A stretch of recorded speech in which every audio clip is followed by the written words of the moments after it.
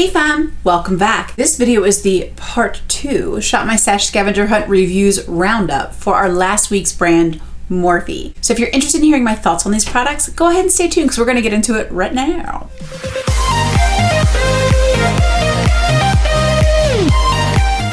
Okay, so this might be a little bit of a shorter video. We don't have a huge amount of products to talk about today, but I do definitely have some thoughts on the ones that we have. First, I'd like to start out with these little glitter eyeshadows. I have one on today.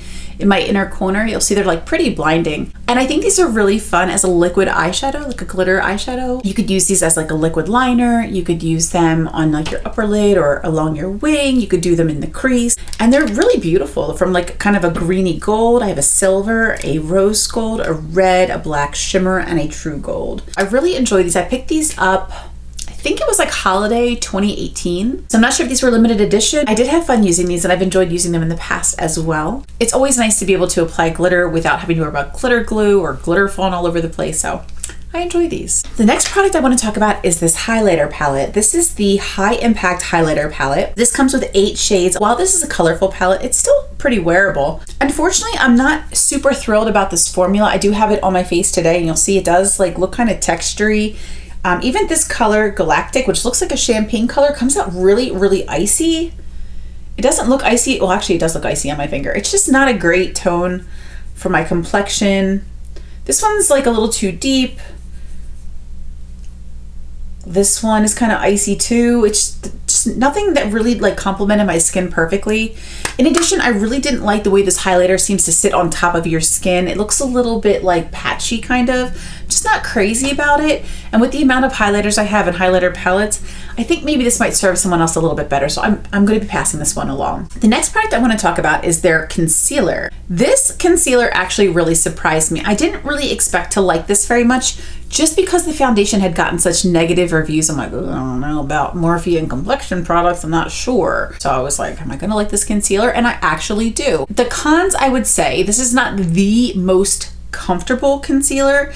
It is a little thick and at first it is a little bit like tacky-ish, but this really does smooth your under eyes. I like to put it on and then let it like sit there while I do my brows and then come back and just pat it in and you get such a smooth under eye. But see, that's pretty good, don't y'all think?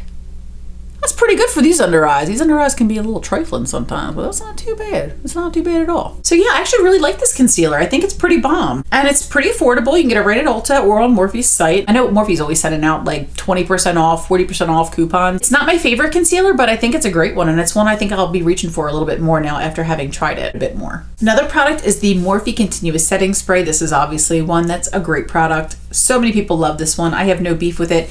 It's not my favorite setting spray because I do prefer a setting spray that gives me a little bit more of a dewy finish, but this sets your face beautifully. It'll keep your makeup on. It's a nice locking formula. It's affordable.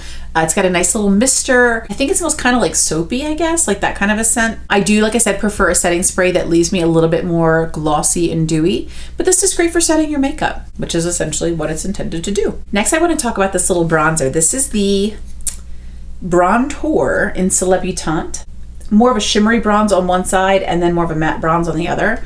And I just like to kind of swirl them. I also use the more shimmery side to contour my nose because it's a little bit of a lighter shade. It's not my favorite bronzer, but there's nothing wrong with it. Like I have no complaints, but like I'm not like jumping out of my skin. Like when I put Becca on for the first time, I was like, girl, I didn't get that from this, but this isn't Becca prices either. I do have drugstore bronzers that I like more than this one. So this wouldn't be one like that would be like near the top of my list. And I'm sure it is no surprise that our biggest category is eyeshadow palettes. I have a lot of Morphe eyeshadow palettes to talk about. The first one is the Nightmaster palette. This is basically a collection of warm tones. There's some purples and plums and raspberries, and this comes with a mirror. Also, the shade names are actually on the palette. So kind of like all the things people have complained about with Morphe, they kind of address with this palette. And it's actually, I think, a nicer formula than the standard formula in most of their palettes. I actually like Morphe's formula quite a bit. I have no problem with it at all, but this is like exceptionally good for them. This was a palette I honestly considered decluttering. I was like, when am I ever gonna reach for this? Like blah, blah, blah. It's just kind of like a boring palette to me. And I think a lot of Morphe's palettes as a visual look like they might be boring until you start to play with them. Because the undertones and these various browns that you see, they really do provide a lot of variety. And I loved using this palette. I actually had this on my eyes in my Shop My Stash video for Morphe. So if you enjoyed my eye look in there, I made it with this palette and it was so easy to work with. The colors blended really well. These shimmers are really creamy. And actually the mattes are really creamy too. They're just beautiful shades. I really love this. Another palette that I have is the Copper Spice palette. I have a little sheet taped to the top here. But this is another palette that looks like a sea of browns. Like, oh gosh, another sea of browns from Morphe. Play with them. Play with them. They're different. They have different undertones. This is a beautiful palette. I remember just kind of going in with different transition colors and I would get like a mustardy look from one look. I'd have something more cool toned from another, something more chocolatey from another. Like they just are really beautiful. You can do like light peachy looks in here if you wanted to go that direction. Got a lot of pretty shimmers. This is just a very easy to use, easy to wear palette. I really don't think you can go wrong. And it's very affordable. The one on my eyes today and my oldest Morphe palette is this one here. This is the Stunning Vibes palette. This is the one that has the fun blues and purples. And before this week, I had never tried the blues before. I always had just kind of stuck to the more neutrally colors here, just because they're, you know, grabbing them for work and stuff. Since I haven't been going into the office, I can be a little bit more colorful, you know, day to day with my eyeshadow look. So I wanted to make sure I played with the blue ones to kind of get my thoughts around it. And I do enjoy this palette. Again, I think the formula in this one is just a little bit better quality than the ones in the standard palettes, but I do like this quality. I found it really easy to blend and easy to work with.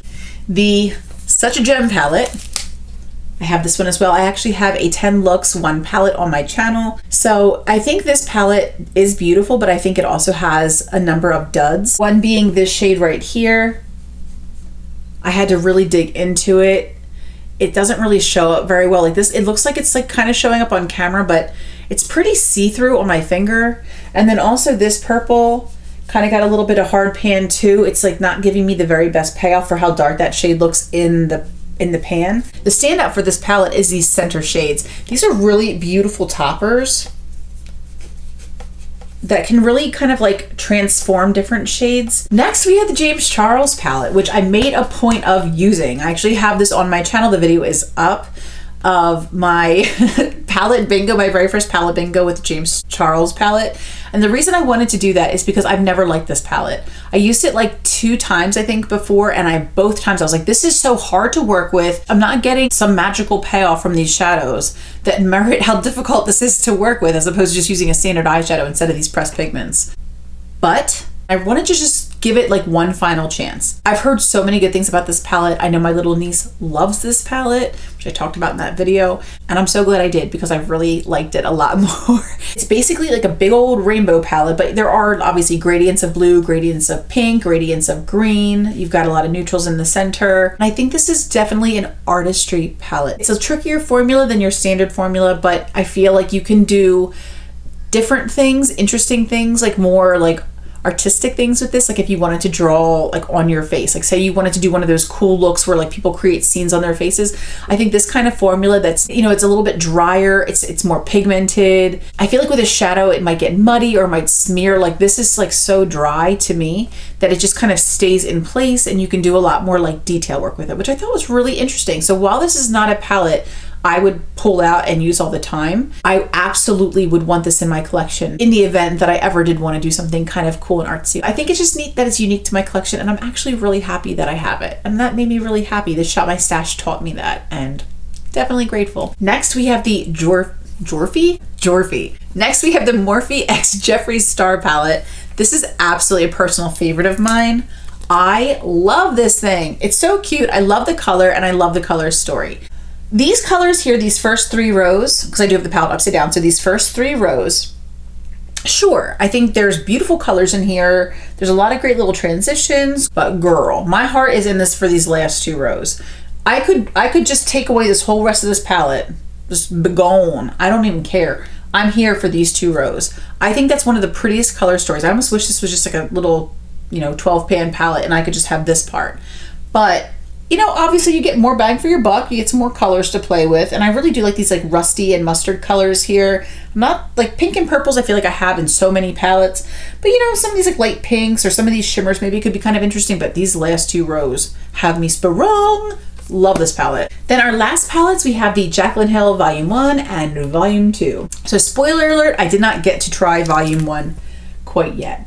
But I did try volume 2. I think Jen Lo's review said they are the exact same formula now between the first palette and the second palette. So this is no longer vegan. There's an ingredient in the red shade that comes from like beetles. So it's no longer vegan. There was a whole big thing about it. I'm not vegan, but I do find it problematic that they wouldn't disclose that kind of stuff for people that are vegan. I think that's a pretty big deal. I created a really pretty red look with this palette, and I really did enjoy using these beautiful red shades. I thought it was really pretty. This color story just really inspires me, and I really enjoyed using it. I'm actually excited to create more colorful looks, and hopefully, you know, by summer maybe things will be a little different. I don't know, maybe not, but hopefully maybe we'll be able to keep our spirits up using pretty bright colors and colorful tropical looks maybe. We'll see. We're all in this together, and we're just feeling our way through. Hey y'all, Editing Joy here. So I wanted to just quick pop in and let you guys know that my thoughts on the Jaclyn Hill Volume 2 palette are based on the shades I've used so far. However, a video was put up today by Miss Natalady Glam where she did a palette bingo with the Morphe X Jaclyn Hill Volume 2 palette. And as she was using some of the orange shades that I have not used yet, she was having a lot of issues with the shades kind of blending off of her eye, like they were going very patchy. She was having a lot of problems with those shades, and she's incredibly talented. So I haven't tried those orange shades yet. I've only tried some of the reds so far. I will also leave her video link down below, and you can kind of see for yourself that she was struggling with a lot of those oranges, and I just didn't want to misrepresent the formula if there are shades that are problematic. I hope that was helpful. I hope that you guys enjoyed this video. I love you guys so much, and I can't wait for the next video. I'll talk to you really soon.